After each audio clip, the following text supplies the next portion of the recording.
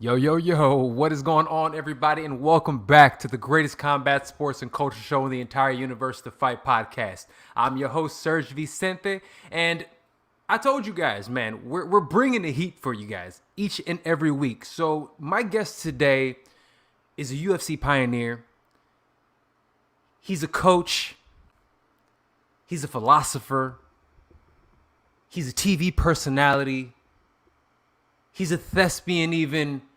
Whatever you do, though, don't call him Thug Jitsu. Let's just keep it at that, okay? That's not the man. We're bringing on the show today, Den Thomas. What's up, brother? Man, what's up, man? You know, I'm a lot of things, but I am not Thug Jitsu. That is true. That's true. Yo, Eve Edwards is not, like I said, Eve is a cool dude, man. Hey, why do they keep saying all those black dudes look alike, man? That's not right. I don't know. It's crazy, man. Like, but me and Eve been getting it. We've been getting it for 20 years. 20 years we've been getting it. It just came back out now because Khabib did it. Khabib confused us. So like now it's hot again. Oh, bro, we saw the Dana White looking for a fight when Khabib did that, and I can't lie, bro, it tickled me, man. I looked at it, I was like, come on, Khabib, what's up, man? Yeah, right. Like, oh man, it's kind of embarrassing, man. Like, not only did he confuse me for Eve, but like he just didn't even know who I was. Like he's like, who are you? And I'm like, I told him. He's like, you fought, and I'm like, yeah. You look at him like Khabib. I was working cats at 55 before you, bro. Come on, man. And what made it worse is like he knew like all the guys on that amateur show, or like that. It wasn't an amateur show, but the UAE, cage warrior show. Like he knew all those guys. So and he was like, yeah, man, I follow the sport. But he ain't know me, and I was like, man, I gotta set my game up. Hey, I gotta do something different.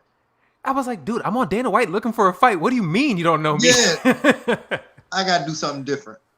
Wait, well, it is all good, my brother. Well, look, man, I want to start there actually, and I'm glad you brought it up because, bro, you have been active. All right, you're doing movies, shows. You're killing it with looking for a fight, but bro, you were in Dubai. You were out there in Fight Island, brother. What was that experience like, man? What is it like out there in actual Fight Island? It's different, man. Every time I go, it's different. The first time we went last year when Habib fought Dustin, it was wide open. So like we had full range of everything on Yas Island. And then when I went in July, or actually I didn't go in July. I actually had COVID in July. So I spent 2 weeks. I forgot about that. Yeah, I spent 2 weeks in the hotel in Vegas, quarantine. But I went in September.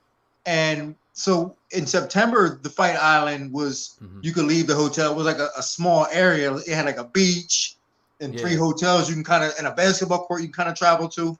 That's dope. But this time, they had it really locked down. They really locked everybody down, and it was just once you got into the hotel, you couldn't leave. You were isolated to the hotel. I mean, they did the best they could to try to have like entertainment in the hotel in its own way. But I mean, y'all might as well have been on a cruise ship. That's what that sounds like. It was like being on a cruise ship. And I'm blessed though. Like even with that, I'm still blessed because like filming with Dana.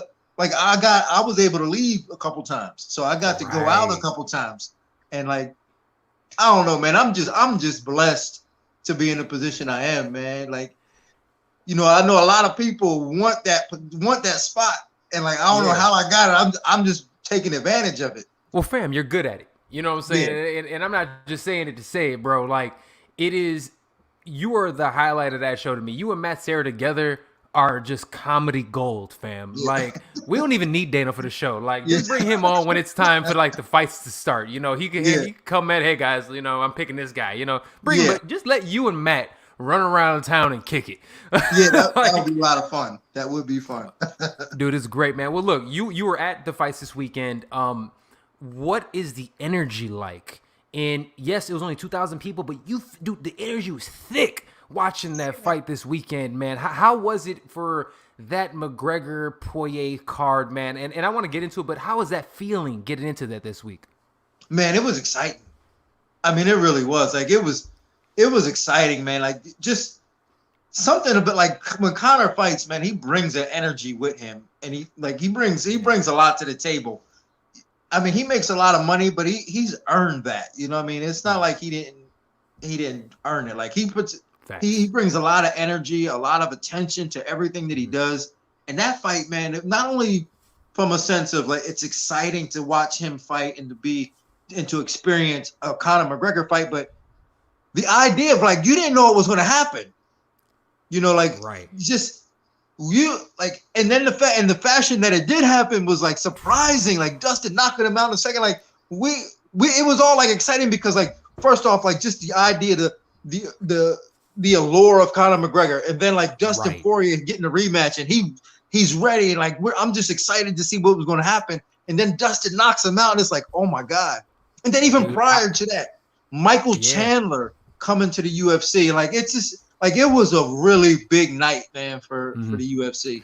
Dude, what's up with you South Florida boys, man? Looked like South Florida had a day. yeah, man. You know, South Florida, we did our thing, man. Man, well, look, you like I said, you've worked with Dustin, you've been down there, ATT, and I want to talk about the firm in a little bit, but seeing his development, and one thing I want to talk about Dustin because I feel like everyone is saying what went wrong with Conor. To me, what went wrong with Conor is Dustin Poirier hitting him in the mouth. That's what I think what went wrong with Conor that day. You know what I mean? Yeah. What is your opinion on the fight, and do you think people are still not giving Dustin his due? Yeah, I mean the thing is like I said, Conor brings all that to the table. Yeah. So true. we want Conor to be good. So when he's not good, we have to make an excuse for it. What happened? Right. And what happened to him was that he's human, and he hasn't been competing. And this game moves so fast that if you're not competing, it moves without you. And that's what happened. It moved without him. So him like he never was able to really deal with leg kicks. No. Somebody figured that out. Somebody figured that out. You know, he got in there with a leg kicker or somebody who could kick his legs. It moved without him. The game moved without him. That's really what happened. Did you see? Because one thing I was noticing with that fight is that it seemed like kind of like when he couldn't get Dustin out of there. When he took that shot and he couldn't get him out of there, it seemed like it might have deterred him a little bit. Did you see that, or does it just seem like it is what it is? It's part of the game. No, that's what happens, and that happens to him a lot. It really does. It happened like when you saw him when he clocked Nate Diaz and couldn't get him out of there. He had problems. Yeah. You know, when he hits somebody and he can't get it, and that's what happens with front runners.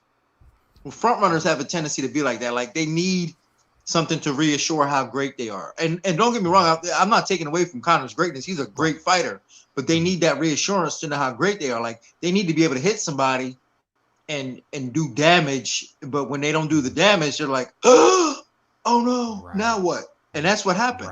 Is that because when he hit Dustin in the first fight, Dustin went down, and now he hit him this one time. Shot.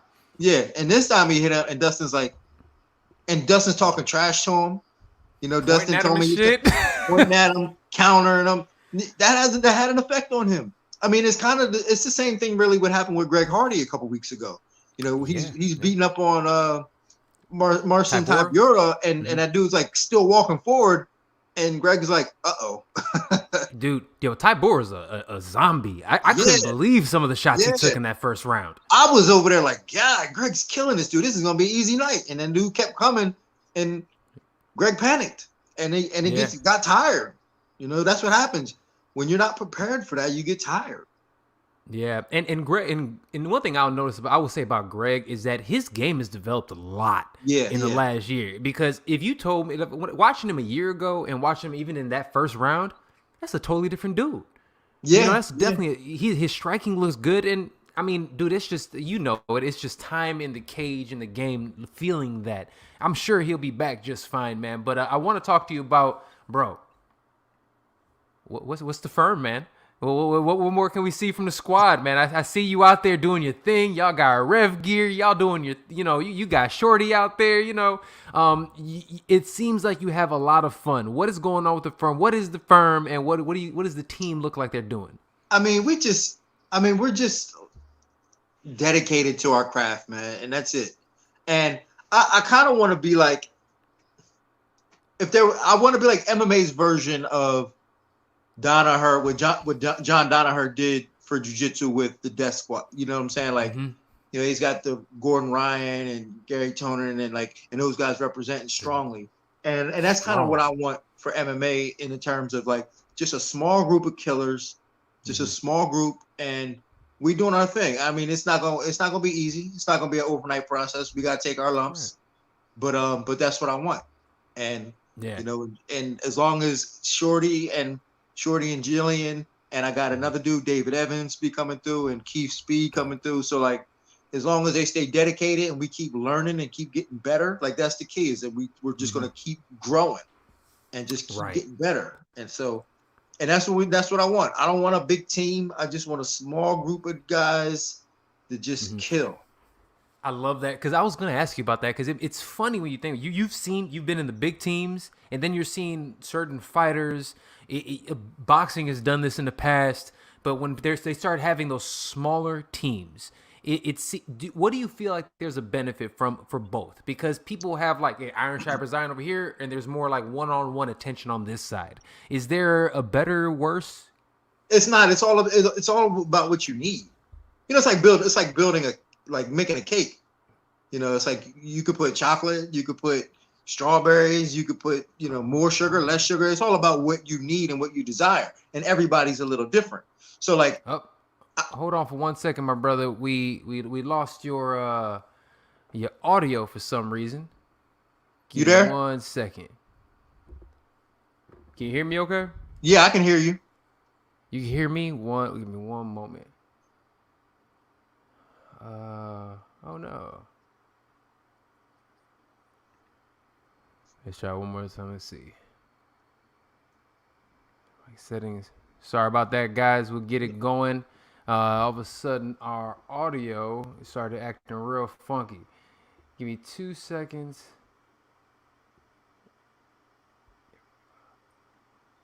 Oh no, no.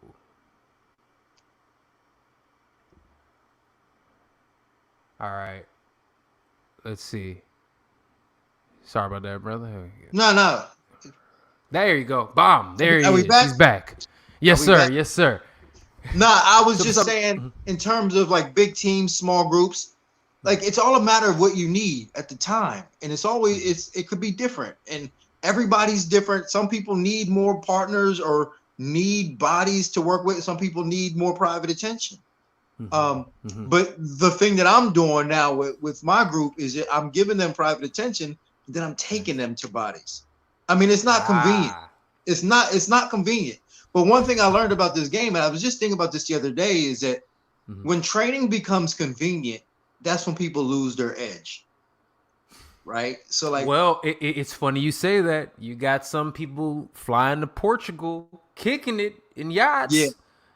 He's sleeping in silk sheets. It seems like it might not be the way to go. Exactly. It's not. And when it becomes convenient, that's when you lose your edge. And so like, even me, like when I put it at my house, that's convenient. But then I said, you know what? It's convenient here, but we're going to have to travel. We're going to have to make it inconvenient so that we can appreciate what we're getting and work when we get there. Because when it becomes convenient, it's easy and their growth stops. Fact. And this game requires constant growth. Because if you're not getting better and you're just training hard, but you're just staying in the same place, everybody else is getting better. Yeah. And you can't be the same fighter you were last year. You have to always I think be getting... MMA evolves faster than any other sport, man. Oh, it's yeah. Crazy. Without a doubt, man. MMA evolves faster than any other sport that I can think of. It's nuts, man. Well, look, I want to talk about it. So what's this 2020, man? What should we expect from the firm? In 2021? 2021. Yeah. I feel like it's just a continuation of this past year, bro. It's just coming. It kind of is. Nah, in 2021, I'm hoping to just stay on track, man. I mean, just really separate myself from everybody else in terms of like being out there. Like as you said earlier, like I'm just trying to do a lot. And, you know, I have to. I'm going to get on everybody's nerves because everywhere you look, you're going to see my face. I'm going to be doing this. I'm going to be doing that. But the thing is, I'm trying to reach people. And I'm not doing it necessarily for my benefit, but I'm trying to help other people. Because I don't think I'm that great in anything that I do.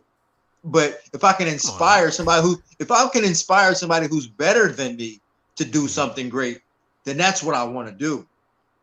You know, I look at my son all the time and I'm like, he's so much better than me. He's so much more charismatic. He's so much more charming. He's a better athlete than I am. If I can inspire him to be great, then I've done my job. So, and that's what I'm just trying to do. If I can inspire others to be great, then I've done my job. And the only way to inspire is to lead by example. I love it, man. I love it. Well, you continue to do that, and it's really dope to see. Again, especially you and I. Actually, this week is my 3-year anniversary of the show, and you were one of my first guests ever on the show. Thank you, sir. Congratulations. We keep plugging away, man. I'm trying to be out there with you guys and looking for a fight, man. Come on. Yeah. Well, and but you do keep growing. You keep doing stuff. I want to get your thoughts on this upcoming year. I think the UFC killed it last year in terms of what we saw, the performances that we saw. The athletes all showed up, which is incredible.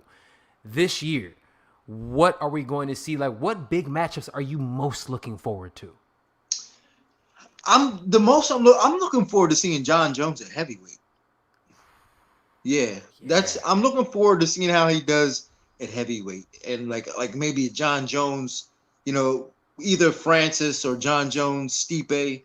That's what I'm looking forward to the most, because I think John Jones also brings a lot to the table, and to see him fighting a different group of guys is going to be exciting, you know. And I think a match with Stipe is good because like Stipe presents different challenges than he's used to, and I think a match with Ngannou is interesting because he poses a different challenge than what John is used to. So my man's got that equalizer. yeah. Like that's the great equalizer for sure. So like I think I'm most excited to see what John Jones does at heavyweight.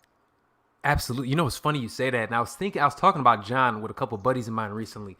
And one thing about him is that his wrestling hasn't been as dominant over the last few years. And I don't know, it seems like after he broke his toe against Chael Sonnen, he can't control the guys on the ground in the manner that he used to. People just pop right back up on him. So with somebody as big as Francis, if he can't take him down, that fight really intrigues me. You know what I'm saying? Yeah. Like, because that means you got to stand with that big gorilla, and you know, and I mean gorilla in the best way possible. Yeah. Well, his technique is a little off, but that makes him dangerous. Dude, that makes him even more dangerous. That fight with him and Rosenstruck. Rosenstruck is by far a better technical striker. Yeah. But you just can't see them shots coming from those weird angles at that weird speed. It's like, dude, it's nuts, man. So that uppercut that he caught Overeem with was one of the scariest things I've ever seen. Yeah, man. The guy, it's insane. The guy's on a different level in terms of like his power and the danger factor. Oh man. Well, let me ask you this. Double back real quick to the Poirier fight and everything. Is Dustin Poirier the second greatest lightweight of all time?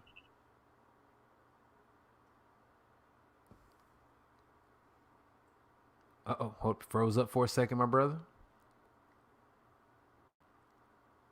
Guys, this one isn't on my end. Hold on, let's figure this out. We get him on. We get him back. See, 1 second. So we're gonna get Den Thomas right back on his feed froze for a second, but we're gonna get him right back on. There he is. There we go, back. Man. There we go. Yeah, technology, man. I swear, as great as it is, I swear it drives me crazy. Yeah, me too, man. I'm like sitting here like, man, what happened? Man, is Dustin Poirier the second greatest lightweight of all time? No. Nah? I don't think so. No, I don't think so. So for you, man, I mean, because okay, do you agree with Khabib being the greatest lightweight of all time? I'll say that. I'll say Khabib. Okay. I'll say Khabib was right, but I'm gonna say this, and this is weird, man, and just because I'm an old school guy, but I think that BJ Penn is the second greatest lightweight of all time. You know what's funny about the BJ Penn one, man? Because BJ was one of my favorite fighters of all time. You know, and I feel like him continually coming back made people forgot how dope he was. That's what it is, man. Yeah.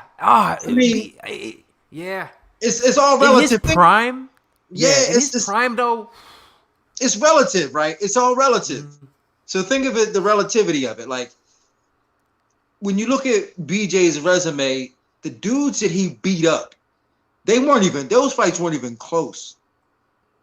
Dude, Shirk, Kenny Florian fight, Stevenson, and like those were the top guys, and they weren't even close. Like Dustin's winning these fights, but they're close. They're good fights. They're wars. Yeah, like BJ might even be the best lightweight of all time, but like you said, him coming back killed his aura.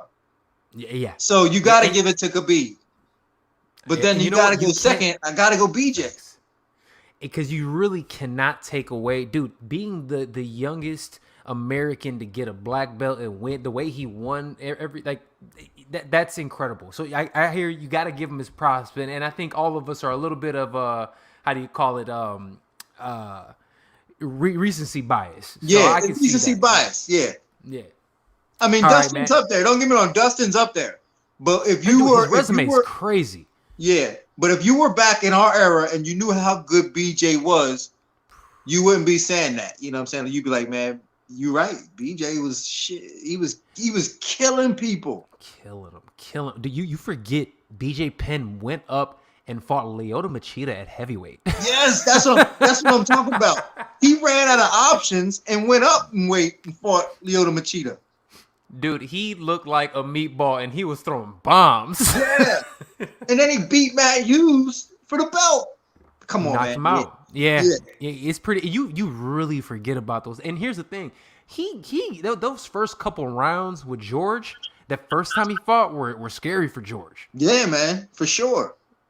But people just they forget how good he was, man. I think, or they weren't fans back then. They didn't respect the game back then. So, well, speaking of people not respecting the game, Jake Paul is about to fight your boy. Jake Paul is about to fight your boy Ben Askren. I don't even want to talk about this, but I feel remiss to have to bring it up because of your guys' relationship, bruh. What do we got to do to make sure Ben wins? I can't take that loss, man. I don't know, man. I really don't know. Like if Ben's gonna have to really kind of dirty box him and make him tired, which is very possible. Like Ben can do. Like Ben, I remember sparring with Ben, and he used to just make me tired, man. Because he could take a good punch, despite getting knocked out by George. He could take a pretty decent punch. But he makes you really tired because he's just lays on you and he's really awkward and weird. He's gonna have to make old boy tired, which is possible. It's possible because you know what? That I don't think that kid has cardio like that. I really don't. Yeah, I think he's used to getting people up out of there. Like I'm curious to see him if he has to go 3, 4, 5, 6. Because I think we would all agree. I mean. And here's the thing. It's interesting about Ben. People are disrespecting Ben and not understanding the type of athlete that he once was. Yeah. I mean, dude is a monster, but I'm scared for him. I'm not going to stunt. It's a tougher man because Ben's not a boxer. But he's a fighter. So he's going to have to find a way to make this a fight that he can win. And that's close, make old boy tired. And then once he's tired, maybe Ben could get him to quit, he'd just be like, all right, man, I'm done. Maybe something like that, But Ben's gonna really have to tie him up and rough him up. It's gonna have to be a fight like that because he's not gonna win you jab, I jab, you right hand. Ben can't win that type of fight. Nah, you're right. No, absolutely right, man.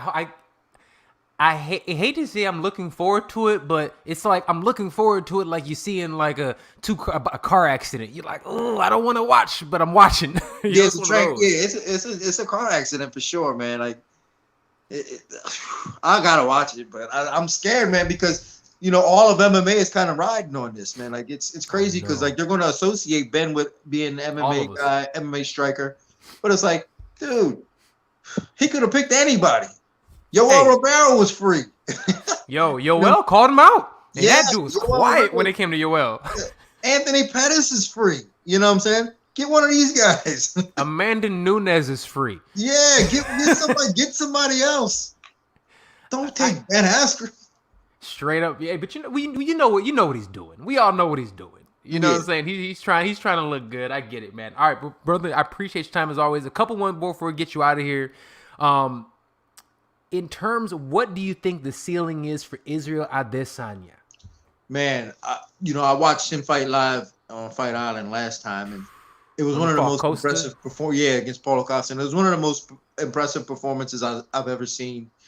And his focus was insane. Like you could see, like from somebody who studies, art and I appreciate, performances, like whether it's dancing, singing, or whatever, just masterful performances. And that is up there with the best I've seen anybody do anything live. Just a masterful performance. And like, like I could go, all right, let's watch like Jimi Hendrix play the guitar. And I put it up there with that. You know what I'm saying? Like I put it up there with like a performance like that, man. Just watching him do that was sick, man. So to answer your question, his ceiling is as high as he wants it to be, as long as he stays inconvenient in his training. Yeah, I love these. I'm gonna start using the inconvenient with your training. I love that. That's such a good way of thinking, not just of training, just with anything. You like make it inconvenient. Like you have to work on it. I really do like that. Do you think he has a legitimate shot of beating John Jones if they compete? Yeah, I do. He does. Yeah. Is it? He's getting better. You know what I'm saying? Like, if you asked me last year, I'd say probably not, but he's getting better. So he does have a legitimate shot. Oof. Have we seen the last of Conor McGregor? No, Conor's not. Conor's still a fighter at heart. Like he still loves martial arts, and he loves it because he don't have to fight now. He didn't have to fight Dustin. He's rich. I don't think he's gonna want to go out like that, man. I think that he just needs to find himself. Like he's going through a lot of changes internally, and we're watching him troubleshoot his life. Right. That's what it is. We're watching him troubleshoot his life, and he's going through things. He's failing in front of us, and he's allowing that to happen. But I think once he gets it back, he's gonna still be able to do some good things. Nice. Okay, good. I'm happy because you know what, we could all admit, no matter how you feel about him, he's amazing for the sport. Yeah. Amazing. Yeah. And I think we all have to respect that aspect of it. All right. Last but certainly not least, brother, Den Thomas, what have you been working on? I'm seeing you doing some movies. I mean, obviously, you've been looking for a fight, and I know you and I, every time we talk about improv and everything in comedy. Bro, what you been working on, man? Well, right now I got this. We did a short film called The Brotherhood with me and Eve Edwards. Funny enough, but me, Eve Edwards, and Rashad Evans are in it. So that should be done in a couple of months. So that'll be out. Dope. Yeah.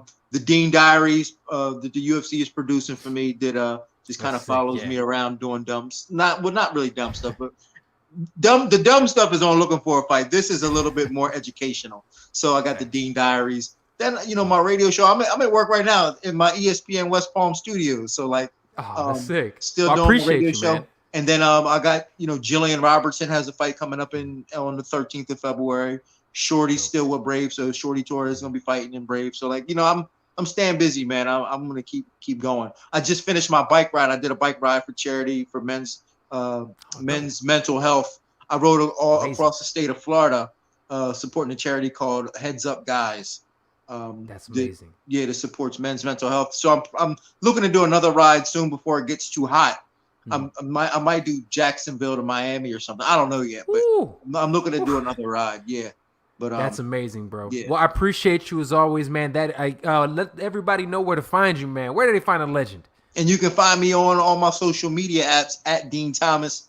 Dean spelled D-I-N, Thomas, Thomas. There it is, man. Well, Dean, man, thank you so much for joining me as always, man. It's always a pleasure. I always appreciate your time. Like I said, I always felt like you're one of my guys in the industry, man, and I really do appreciate you, my brother. So much continued success. I can't wait to do this again, man. Thank you, man. Let's talk. Yes, sir. All right, brother. Take care. All right, man. Peace. All right, peace out. That is Den Thomas. I'm telling you, man, that dude is a legend. So happy to have him on the show. So happy to be able to pick his brain. He is one of the best minds in the sport, but not only is he one of the best minds in the sport, he's one of the best people in the sport. He is always extremely gracious with his time, and just listen to what he's doing with charities and the way that he really empowers his athletes. I think is something that is extremely special. So I always appreciate having that man on the show, man. He's one of the good guys in the sport. And whatever you do, don't call him Eve Edwards. That's not who he is. That is not Thug Jitsu. That is Dean Thomas, man. All right. But for everybody else, check this out, man. This has been episode 261 of the greatest combat sports coach show in the entire universe, the Fight Podcast. Check us out everywhere podcasting is available. Apple, Google Play, Spotify, SoundCloud, Stitcher, thefightpodcast.com. Listen, like, subscribe. You can catch us right there on the bottom, man. Share with your friends. Let everybody know about the show. We have more amazing episodes coming up for you guys on Friday. I haven't even announced this yet, but I'm telling you guys watching right now live on Facebook, YouTube, and Twitch, we have the legend coming on this Friday. Burt Watson. Burt Watson is joining us on the show. So that's going to be a lot of fun. Burt Watson, obviously, with the UFC for 15 years, has his own promotion. He was also the manager of Smoking Joe Frazier. Dude is a legend. I cannot wait to talk about some of it with him and some of his stories. But check it out. Without further ado, with that being said, this is your boy, SERG VICENTE of the Fight Podcast, the greatest combat sports and culture show in the entire universe. This has been episode 261, our conversation with the legend, the Renaissance man, Den Thomas. Thank you guys for listening as always. I'll see y'all next time. Deuces.